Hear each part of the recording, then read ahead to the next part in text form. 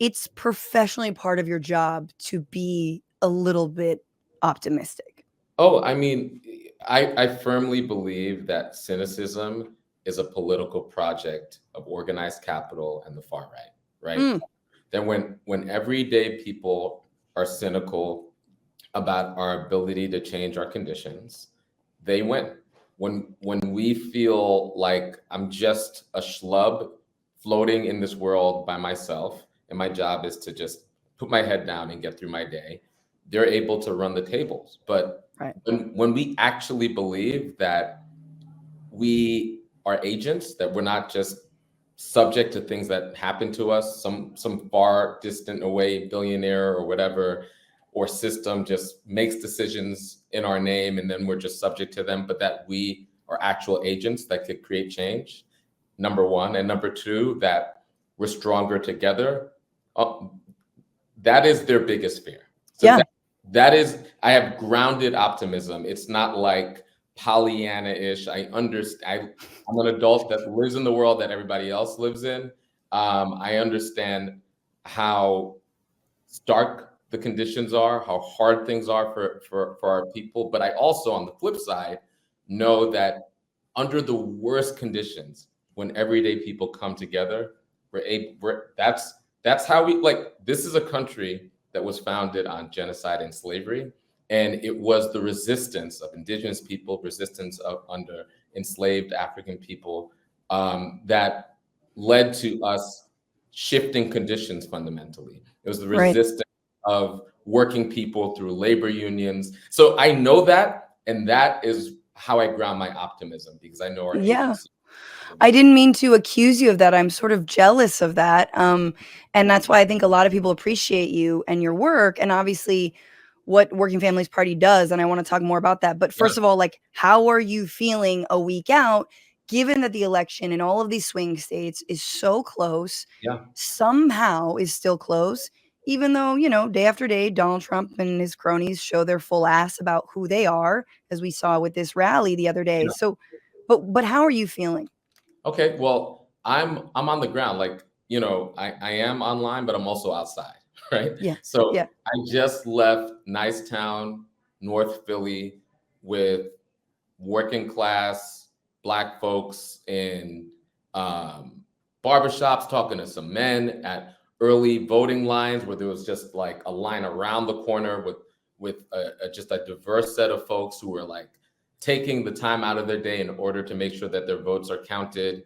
And so I can't feel anything but a sense of pride and a sense of grounded hope. Yeah. I can't tell you what the outcome of the election will be, right? I strongly believe in the idea of, like, there are no guarantees, right? It's our job to organize the conditions for us to be able to win. There aren't some sort of like theoretical conditions that will lead to a victory for working people. It's through our efforts.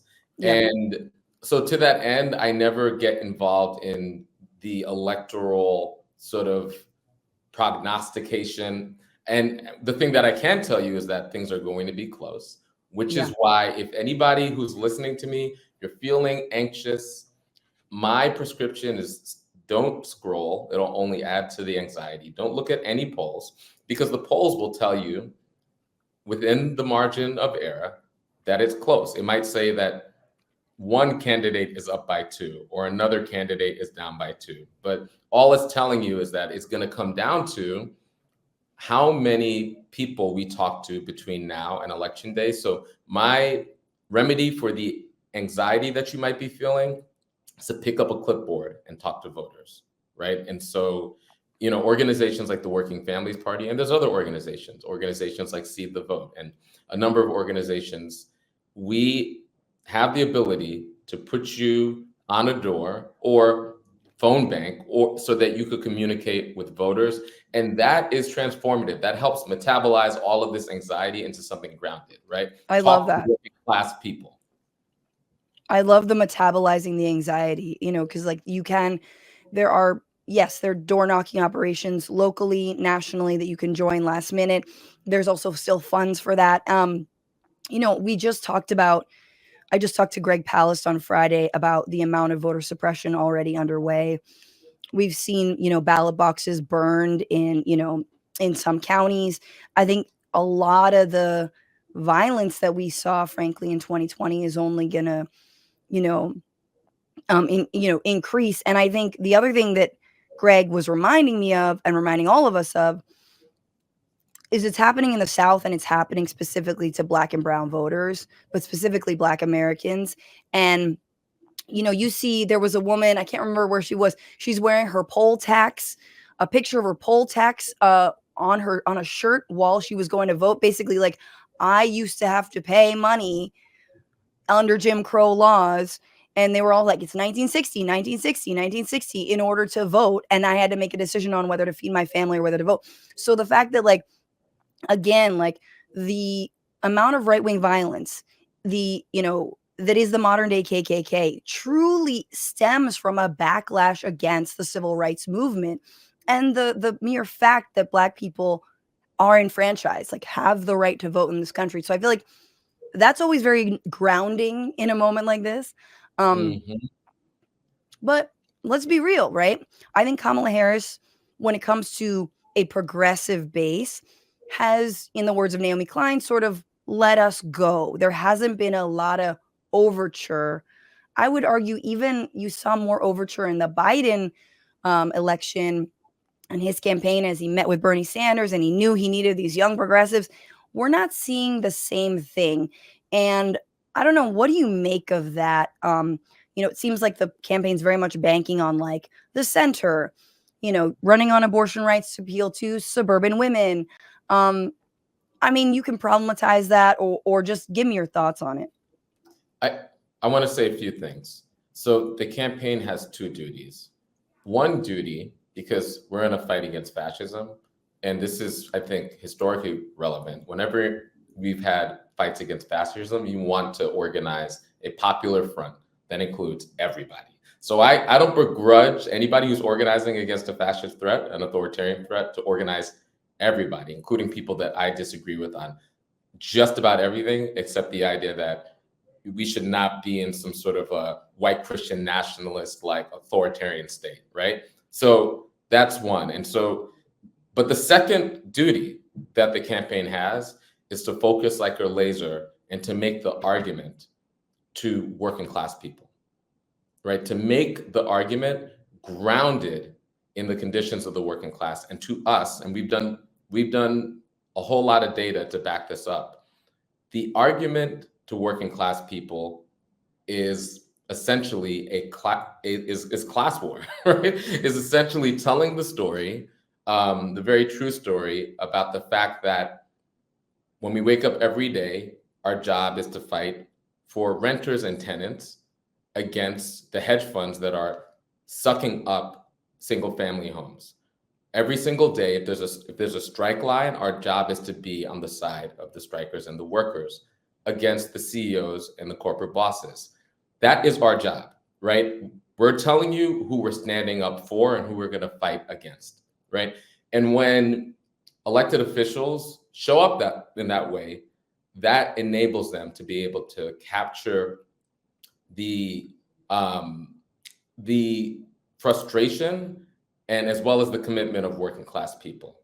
And what we believe, and is to me, it's evidenced by the fact that JD Vance was the VP Oh, pick yeah. on the right, as well as the fact that Tim Walz was the VP pick on the left. That the Democrats and Republicans understand that in some ways.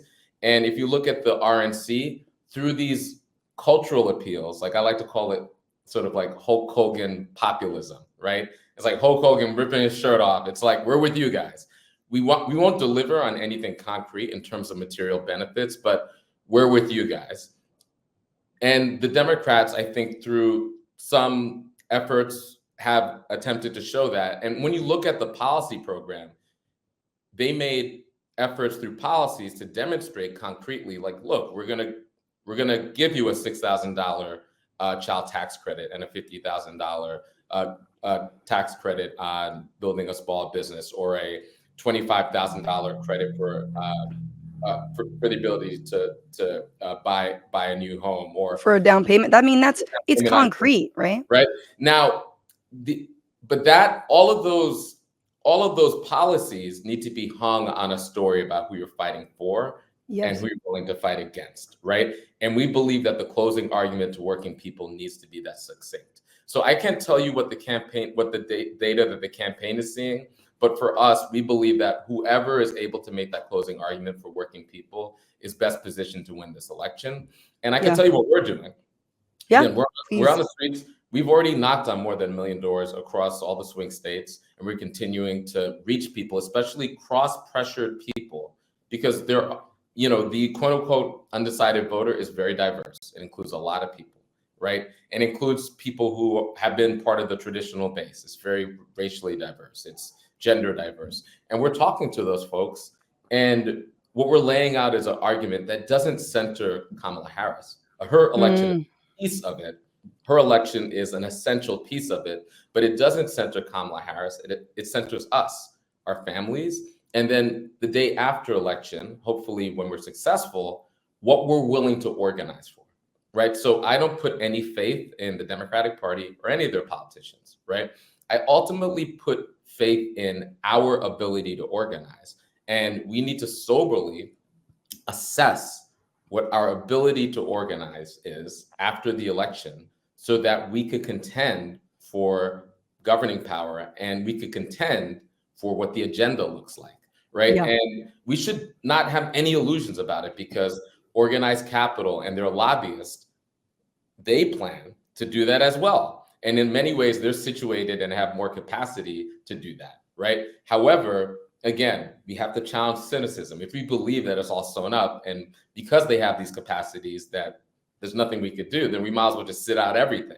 Right. What I've also seen is that we don't have the lobbyists, we don't have all the money, but we have people. Yeah. We really do have people. And so we need some resources and organization and a plan. We could do with organization and a plan and people what organized capital could do with writing checks, and we could often be competitive or beat them. And we've seen it bear out. I mean, Yeah. I think we saw it bear out, in 2006. No, sorry, 2014. I can't remember exactly when, but basically the massive immigrant rights movement across the country. That's 2006. Yeah. I mean, in both those years, and basically, like, especially under Obama, under a Democratic administration, which actually led to DACA, which was right. very, very, piecemeal and God needs to be expanded. But like, that's what it led to. And so the other thing was, Occupy Wall Street happening under Obama that I would argue led to, I think came out of a lot of the, even the nascent anti-war left, but then, and global justice left, but then led to something like a Bernie Sanders being able to run and really getting within striking distance of winning the primary twice now. So, I mean, I think like it is true. Like if we don't take the trifecta doesn't happen, which likely it won't, we have to make sure to not be demobilized because the only thing that's actually born results isn't elections. It is grassroots people power and movements. And let me say a little bit more about that because I want to use some concrete examples. Back to the Obama example. So to his credit, he built an electoral movement that really was sweeping, right? The problem, and it led to, and it's hard to even imagine, filibuster-proof majorities in the Senate and huge majorities in the House. It was overwhelming. And in opinion polls, like a vast majority of people were generally aligned with Obama, right? It wasn't, we weren't living in the hyper-partisan sort of tribal reality that we live in now that is it's kind of like dialectic because it was a reaction to Obama in some ways. But in some ways that was squandered because that electoral movement was demobilized. And vacuums always get filled in nature and in politics. So who filled that mobilization and movement vacuum? The Tea Party. And the Tea Party laid the groundwork for what would become Trumpism. right? An So astroturf movement. yes, Let's add, right? Like not absolutely. like WFP or other grassroots organizations y'all work with, just Koch brother money. But please Yes, go a on. corporately funded movement that laid the groundwork for Trumpism, right? And so there is cost to us demobilizing, right? So it's not like when you choose not to engage, that's a neutral activity. You create a vacuum that will be filled by something, right? The other thing I want to reference is in our experience at the Working Families Party, because for folks who are listening, the Working Families Party is a grassroots, bottom-up third party. And the Working Families Party is what happens when people who aren't picked from the political establishment come together to demand a seat at the governing and agenda setting table. And, sometimes we call ourselves a non-delusional third party. Like one way of thinking about us is that when people are frustrated with the Democratic Party and the Republican Party and they want something else, we're building that something else. And our experience in New York, I think, is instructive about what could happen. And we have a number of examples. But in New York, and people don't think about New York in a manner any way other than being a blue state. But I remember in the early 2000s when New York had a Republican governor, when New York City had a Republican mayor, right? When the New York State legislature had a state senate that was Republican. And so Republicans really ran the table on governing inside the state of New York. New York City was, very, very diverse. But even in New York City, there was a Republican mayor, right? The New York Working Families Party organized over 2 decades so that in 2003, we recruited, some people might know her, Tish James, to run. And when she ran, the political establishment, the mainstream political establishment, wanted nothing to do with her. And so she ran, and you have to remember, she's a public defender. She's a consumer protection lawyer, right? And she's an outsider. She ran as an independent Working Families Party candidate against the Republicans and Democrats. And she historically won a seat on the city council as an independent WFP person. And eventually she worked her way up New York state politics and became the New York State Attorney General. And eventually, because she was in that position, she was able to hold accountable Donald Trump, a man who has evaded accountability his entire life. And she was the first person to hold him criminally liable. And when we say 34 count felony, it's because of this person who gained entry into politics through the Working Families Party. So And that's true. independently. I mean, I didn't even know that about Tish James. I think that's huge. And also obviously the example of Sanders, who I think, Vermont is its own enigma. But Yeah. but yeah, so tell me about that, because I think a lot of people who are, casting a protest vote for Jill Stein, Mhm. specifically over, Kamala and Biden, and their policies in Gaza, Yeah. I think there's what is a serious third party and what isn't. And I don't want to get into why Jill Stein isn't serious, but I don't think she is. Um, I think her attitudes are serious. I believe that she stands with the Palestinian people, but her ability to actually make things better for the Palestinian people is not serious, because her candidacy cannot actually mount that front. But what are your thoughts, and what do you say to someone who's like, "Well, fuck the two-party system. What are we doing about it?" Well, what I say to them is I agree, which is why I'm building the Working Families Party. And I'm not really expert in other parties, other third party strategies, so I can't really comment with any expertise on them. But I can speak with a lot of expertise on what we're doing. And our strategy is based on this bottom up third party approach where we're building in real ways, city by city, county by county, state by state. And one way you could define a party is parties organized winning. And so we win a lot of elections. Our bread and butter is local elections on the municipal level, on the state level, because we're focused on governing. We seek to win elections, not simply to throw up, maybe hollow victories. We win elections so that we could be in a position to govern, to be in a position to get shit done for working people. And I'll say a little bit more about what that looks like. But if we felt in our hearts that a top-down approach where we offer our presidential candidate, and that through running a presidential candidate every 4 years, that will redound to building a third party, we would do it. But in 1992, you had Ross Perot, who was a billionaire. He spent unlimited amounts of money because he could spend whatever he wanted, and he didn't break 20%. He got 18.9% of the vote. To us, that proved that the top-down approach was not viable in the United States system because of how rigid the two-party first-past-the-post electoral system is.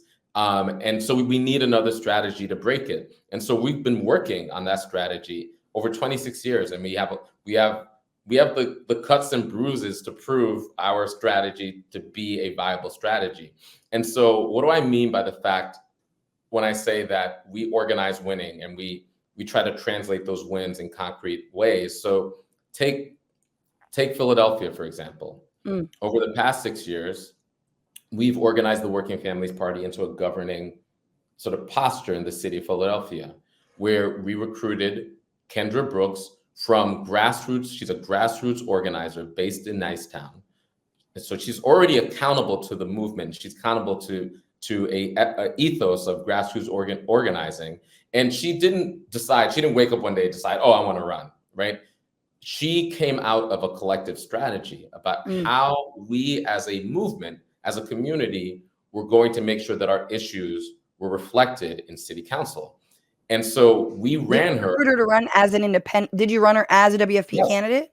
As an independent WFP candidate for Philadelphia City Council. There are minority party set-asides in Philadelphia. This is true for some cities.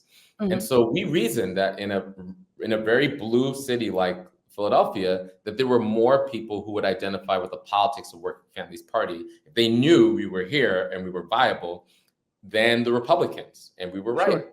She defeated her Republican opponent, and she became, for the first time in history, a independent third party, non-Republican or Democrat at-large city council member. And now that's cool, but how does that redound to actually delivering for everyday working people in places like Nicetown, where she comes from? Well, during COVID, when we were all sheltering in place and many working people could not derive an income, there was a serious housing crisis because people were afraid of getting evicted. Like, the government is saying I have to shelter in place, but that also means that I can't make an income, and my landlord is asking for their rent, and I'm fearing eviction.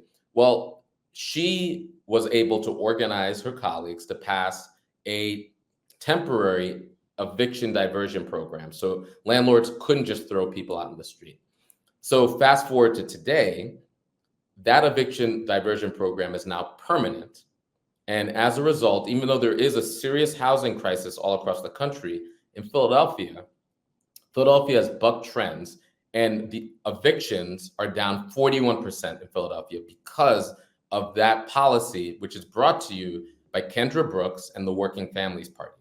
So both winning elections and then having those elections redound in governing and co-governing with working people in a way that is actually transforming the everyday conditions of just regular people who are trying to get by. So that's our model, right? And so when we're thinking about, we have limited time, we have limited money, we have a limited focus, where do we focus that? We're always focusing on how can we govern to make working people's lives better, and how are we over time building the power so that we could govern more and on a bigger level. So we start off in New York on the municipal level, and then eventually in New York, for example, we've been able to remove a lot of the corporate Democrats from the state legislature, which has opened up to pass all types of legislation, pro-immigrant legislation, pro-labor legislation, $15 minimum wage. We came forth and we primaried New York's sitting Democratic governor. And that led to it's the WP effect or the Cynthia effect, because the candidate, Cynthia Nixon, offered up a full-throated progressive agenda. And then Governor Cuomo had to move to our positions in order to compete. And that Yeah. led to, following that, all of these victories. So that's what our model looks like. We cook what we have in the kitchen. And sometimes we opportunistically run our people in Democratic Party primaries, and we challenge corporate Democrats, or we get our people into open seats, or we run independent WFP people, like the example that I used with Tish James and Jumaane Williams, who's the currently the New York Could City be mayor. Could be potentially mayor if Eric Adams stepped the fuck down. He's currently the public advocate of New York City, right? So now WFP, we have a controller in New York City, we have a public advocate, we have a WFP aligned New York State Attorney General, and we've totally changed the way that New York City and New York State politics work. In Philadelphia, we're governing, and now we have 2 at-large city council people. We kicked the Republicans off of city council, which makes Philadelphia a 2-party city, Democrats and Working Families Party. In other states, right? In other states, that's huge. We've taken this approach, and we work with, so Delia Ramirez, she's a sitting congressperson.